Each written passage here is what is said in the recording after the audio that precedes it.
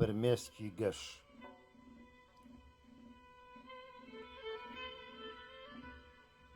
قەت لە دنیادا نەبوو بێجگە لە ناخۆشی بەشم،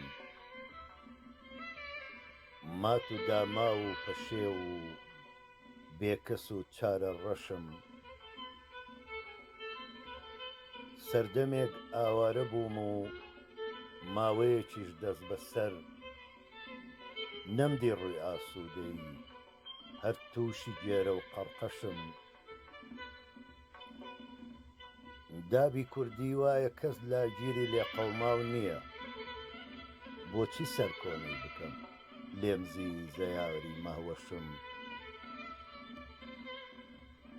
تیغی بێمەیلی و جەفایە و نازەنینە دڵڕەقا، جەرگی لەت کردم بە جارێک ئەنجنیویە سینەشم.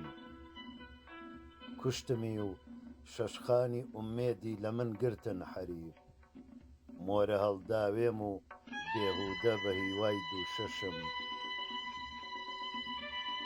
نابینی زەردە لەسەر لێوی کەسێ لەم شارەدا، گەر خەم و دەردی دڵی خۆمیان بەسەردا دابەشم. خۆشەویستی گۆشەکەی تەنیایی هەر ئەژنۆکەمە، بۆیە ڕۆژ و شەو وەها گرتوومەتە نێو باوەشم. نایەڵێ دوژمن بە ڕەنگە زەردەکەی من پێکەنێ، تا دەمی مردن ئەمن مەمنوونی فرمێسکی گەشم. شاعیرێکی ڕاست و یەکڕووم و فیداکار و نەبەس، کوردە محتاجی مەحەگ نیم، زێڕی بێغەل و غەشم.